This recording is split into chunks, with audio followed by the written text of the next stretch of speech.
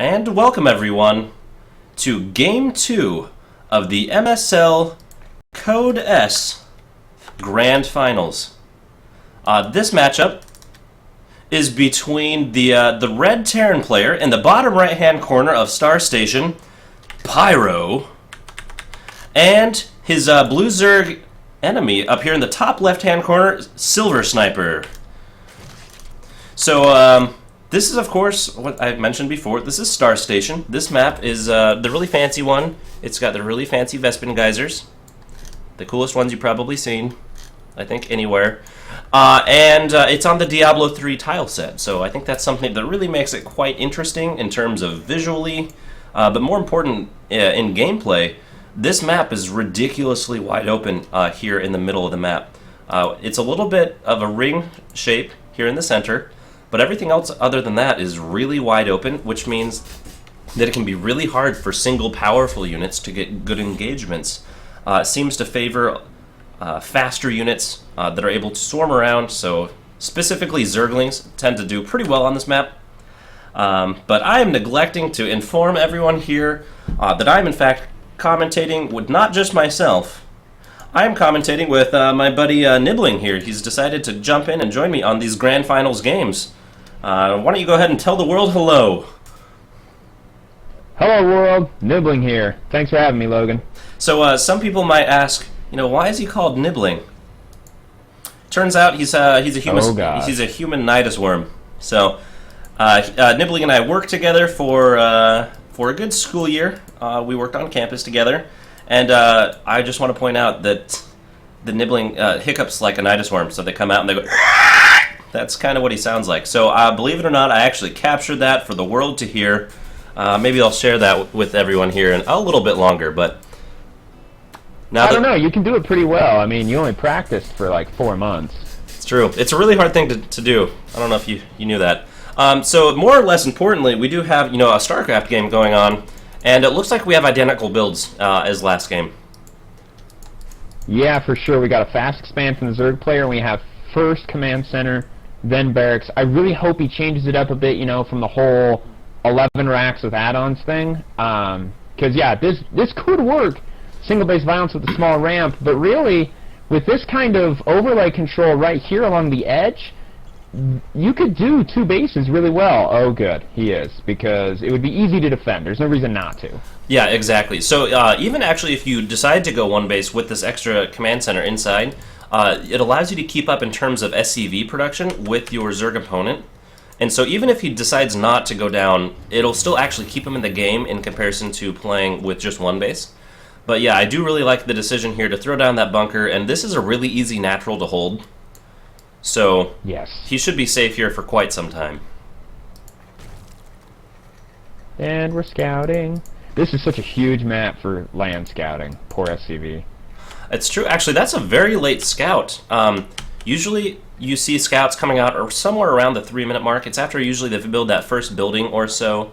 And this is a 4-player map, so you have to scout all 4 locations. Is he here? Nope, he's stealing some minerals from there.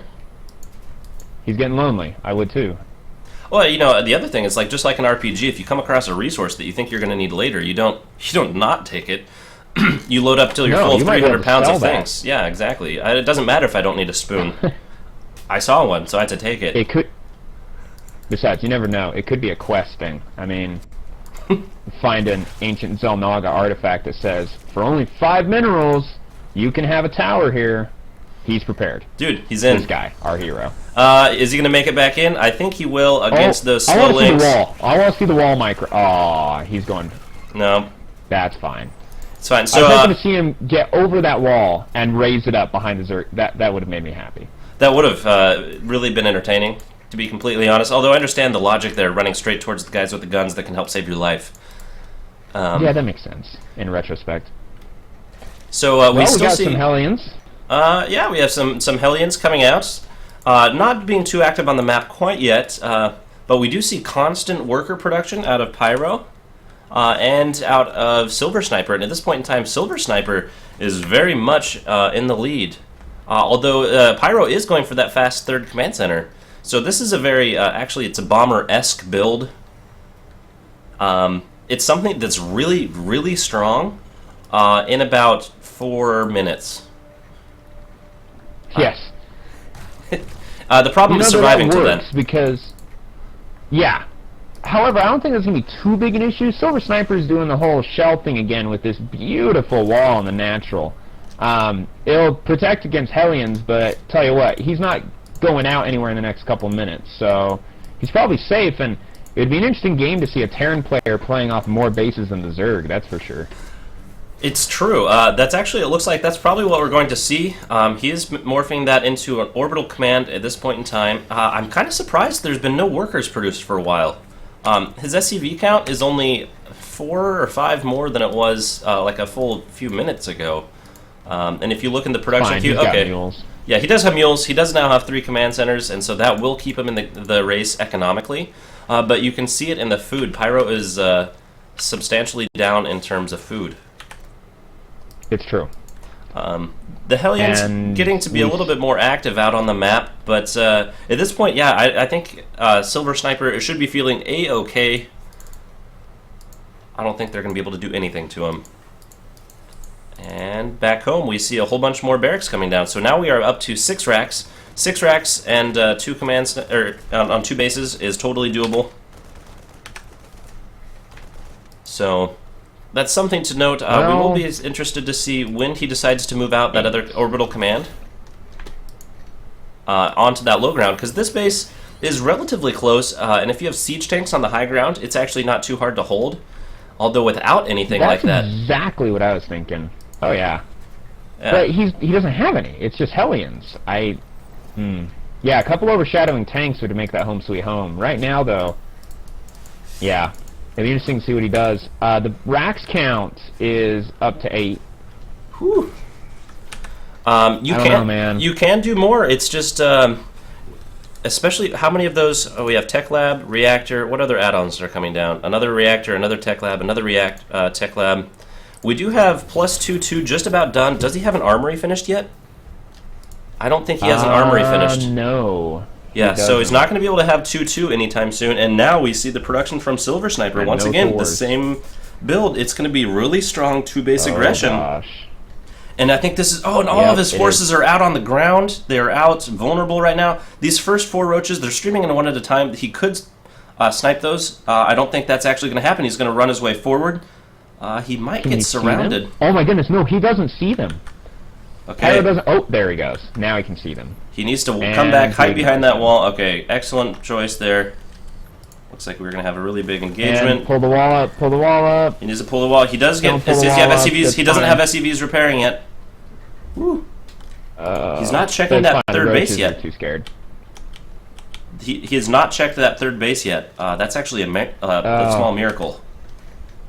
Yeah, and that'd be devastating. He's not repaired that bunker, and now all of his units are out here in the front. He does full stim. Remember, only 2 medevacs up here. He's going to be able to push them back a little bit, although I think that would be a foolish choice to run them back completely.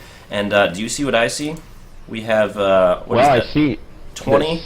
SilverSnyper got a third base, so now it's all banelings. 20 banelings morphing right here in the middle of the map. They are slow banelings at this point in time. Yeah, the wall is totally gone. And so are actually most of these Marines here if they don't get out of the way here in just a moment. Does he even scout them? I don't think he's seen the banelings yet. Now he does see them. This is going to be good. He needs to throw down, get those other units in those bunkers. And now the banelings here stuck behind. Actually, the roaches here helping pyrO here quite a bit. Now here come the banelings and no split. Split. He does load up into additional bunkers. Excellent move there, but the extra banelings just going to chew through that army. And now the roaches here are simply not going to have anything left to defend them. So it looks like pyrO really needs to raise those depots, have the next production cycle, morph into the main building. Excellent repair there on that bunker.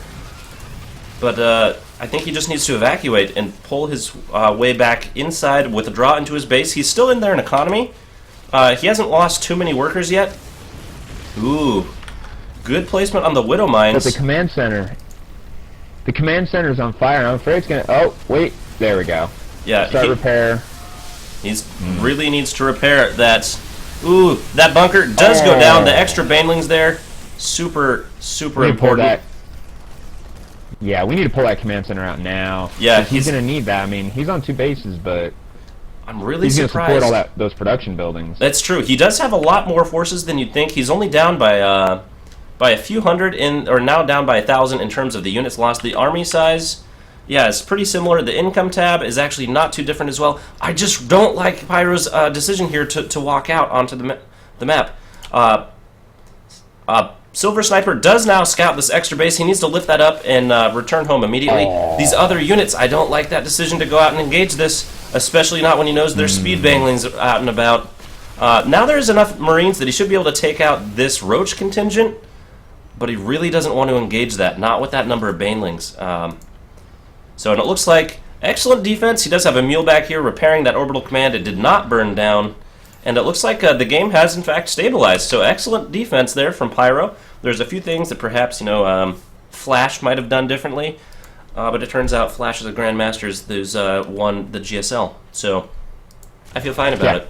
Go figure.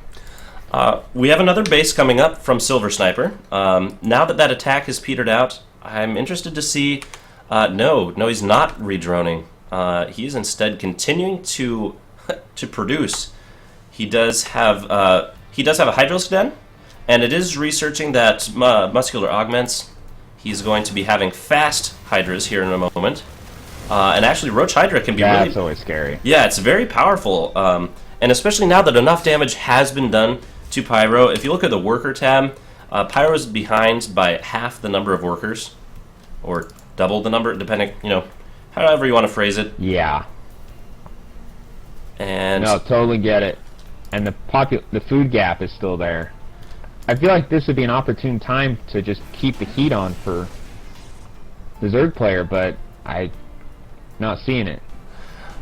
I think I understand. He doesn't feel like he can go ahead and break that with what he has right now. I think he feels he needs to have some additional tech, and it's something that's wise to invest in. A really good StarCraft player will always take a small advantage and make it into a larger one, and instead of risk throwing away all of his new units that he has. He's just gonna stay back, tech up, and make this small advantage a much larger one. Fair enough. It looks like pyrO scanned the 4th, so he knows that 4th base is taken, so he's got to assume the natural and the 3rd have been as well. That's an excellent point, actually. It looks like we're going to have an engagement here in the bottom half of the map. A whole bunch of medevacs and a whole bunch of widow mines, but those widow mines are not burrowed, and they do have overseers. Yeah. Oh, they're gonna. He needs to target. Oh, this big hits here with it. Nice. Okay, excellent hit there. Straight from the banelings, right there. Yeah. With the stim and this concave, with these 2 marauders on the side, that actually makes all the difference in the world. And he is going to be able to take that out. He did lose all those widow mines. Still, though, even food. I mean, that was. Oh, was even food. Yeah, becoming more cost efficient. And he showed up at the 4th. Look at that. He snuck around at the 4th. Double-pronged attack. Yeah, the 2 medevac doom drop. Actually, that's just a pretty common. The 2 medevac drop. Very common. Really surprised we don't have any additional tech out from pyrO at this point in the game, although he is really broke, so that does make sense. I think he really needs to transition some of those workers from the inside of his main to his 3rd or natural. And another thing I want to point out is that there's 2 barracks that are not in his hotkey for barracks, and so they're not being utilized. Oh yeah, you're right. That's unfortunate. There, he is now pulling all those workers, and he does have no energy on all of his orbital commands. That's excellent news. That means he's been trying to maintain using it. Yeah, his economy using all those mules, and now we should see a surge ahead in his economy, and we'll see exactly what he can make that. How he can make that help him get back into the game. So. Don't know exactly. See, the Zerg player saw with the 2 Zerglings the ball of death moving to the left, but I don't know that he's expecting it coming. Oh, this is not gonna be good. Good drop here to around the 3rd. Yeah. Oh, we have a 3rd. We have a double pronged attack. He does pick up. The drop gets cleaned up, but this 3rd is actually going to go down. He needs to withdraw right now. He's going to get surrounded here really quickly. He needs to pick up. He is going to elevator into the main. All these ground units are now left forfeit. Ooh. I feel like that was a bad idea. Although the big drop here in the main I feel the reinforcement distance is just not going to be that too... I don't think he's getting enough done to make up for the fact that he lost most of his army. He's going to be focusing down that hive, though. I think he's going to make it, but now his army... and it goes down. Get out. Does he make it? Afterburner for the win. There you go. So, Hydralisk would have had him, but Afterburner. Gotta love HOTS for that. Yeah, that's actually a huge game changer in terms of how the game flows. It's now much more of danger to go out and move out and do anything, as now you have to worry about defending drops, and you are not guaranteed to defend them as easily as you were earlier on in Wings of Liberty. This drop up here at the north, it's actually going to clean up quite a number. We do have 13 workers killed from pyrO and 30 versus the 36 of SilverSnyper, and oh man, that's a lucky medevac up there in the top north-hand corner. Yes, it is. I'd like to see an SCV hiding up here since he knows it's kind of empty. Oh, this is not a planetary fortress, and there's a big engagement coming over here. All of pyrO's units are out of position. Snap. This is going to go really poorly. Does he see it? If he didn't, he does now. In fact, he has known about it. There was that watchtower over. He's going to try to repair it. All those SCVs are going to go down. I don't even think... Oh, he did get the cancel off. And now here comes all the Terran reinforcements. The medevacs here way out in front. They're going to be taken down by the Hydros ASAP. Oh, no. Oh, and oh, that's got to be brutal. The Widow Mines here not able to get as good enough of an attack here. And now this is a really narrow choke. Oh, on move command. All those units. Oh, ouch. Okay, so it's a shame to see that of Hydras. Seriously, the Hydras caught off creep. They were on move command. What ends up happening is he clicked back home, and yes, that's quite painful looking. And now, indeed, all of a sudden, pyrO's back in this game in terms of everything. Yeah, again, it's just really they're both gas heavy. It's because they both are broke. They have no workers. So there was that drop in the north again from pyrO. And they have, it's 30 workers to 52, and just a moment ago it was 30 to 42. So, Baneling mine. Good, Baneling hit. Ouch. That's why you gotta keep scanning, you gotta have detection around. It's really quite scary. Moving into this choke, I'm actually not happy about this. Widow Mines. He needs to pull in. Good baiting on the Widow Mines there, although it might go off on everything else instead. Okay, the Widow Mines are going to be able to help push this back. One really brave Marauder saying, don't worry guys, I got this. Oh, no, no, no. The Widow Mines. Okay, they made it. Whew. Well, they're being saved for later. Yeah, the active army size for pyrO is actually quite small. He lost a lot in that engagement. And I feel like he's been moving into these wide open areas when instead he needs to be focusing on the smaller choke points. I'm really surprised we've not seen any tanks at this point in the game, because remember, to be successful in this type of situation, you need to be very, very cost efficient. And bio and drops is one way of being cost efficient, but also having engagements that you engage on your own terms at your main bases when they come and attack, with siege tanks behind them, make all the difference. Oh, one Hydra. Sad. Widow Mine gets one kill. Yeah, that's rough. He's clearly not the ranking officer here. Oh, he needs that medevac out. Oh, no. 2 medevacs down. That was for free. There's another drop over here, though. The left-hand side of the main, he does have that drop completely done. It looks like that Widow Mine should burrow here in a moment. I don't think these 6 Marines are going to be able to get too much done. It's running away. It's not burrowing. Burrow, burrow. You have drilling claws. Burrow, burrow.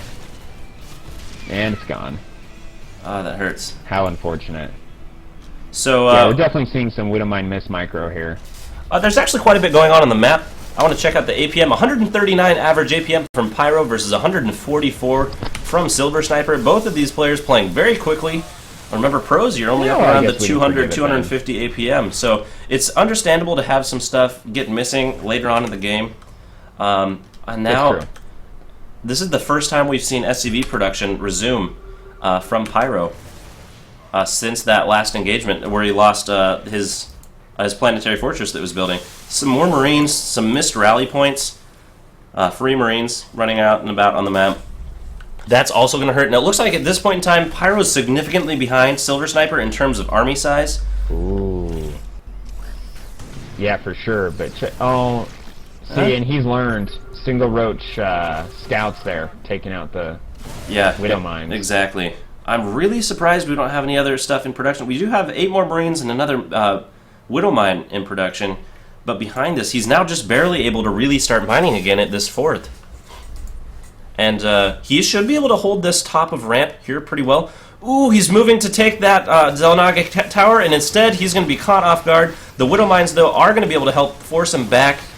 And the concave here is going to go to SilverSnyper, and they're still reluctant to fight over top of those Widow mines, but instead they're just going to eat up this small contingent of pyrO. And it looks like they're just going to have free reign here on this middle side of the map, as this other army is not quite large enough to engage. The Widow mines here being used very well. The SilverSnyper does not want to engage there, but instead, I don't know how he's going to be able to hold this. Yeah, I'm not seeing it. The map's far too open for static defenses like Widow mines to really have the potential that he's hoping for here. And the problem there is he's got additional range on those roaches. He just doesn't have enough units to get a really nice arc. He does have enough medevacs to heal that force up, but really I don't know if that's going to be able to keep him in the game. He does have 10 Marines and a Marauder in production. Like, he does have 10, what is that? He does have 9 racks.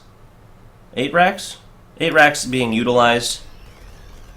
He just needs to have some really good engagements. Yeah. I just feel like at this point in time he's down by almost 100 food. He's been holding it off really well, but I think actually what ended up happening was his lack of ability to take an expansion and hold it is I think what ends up perhaps costing him this game. Good save on the SCVs. Yeah, those are going to be increasingly useful as the game continues to go on. Excellent hit from that Widow mine. It was able to get that off before it went off. Another big hit, but now he's surrounded, and he's not able to. He really needs the concave. Instead, he's simply being in the convex, and now he's surrounded. The roaches, although they are all wounded from Widow mine hits that have been excellent, it looks like pyrO is going to GG. And it looks like SilverSnyper is going to go up 2-0 in this tournament here pretty quickly. Yeah, that was pretty impressive. I liked this game's play better than the last, and I think the players got a feel for each other. You know, especially with... Oh, go ahead. I was just going to say, I exactly agree with that.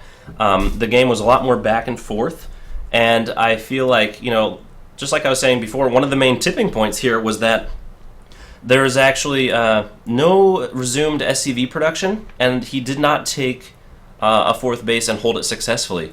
You know, it's not through lack of trying, although I do think that command center could have been made a planetary fortress before it was, you know, scouted by the army. Some additional things like that, but that's one of the curses of this map, is that it's so large and it's so open, it's really hard to maintain those extra expansions you have.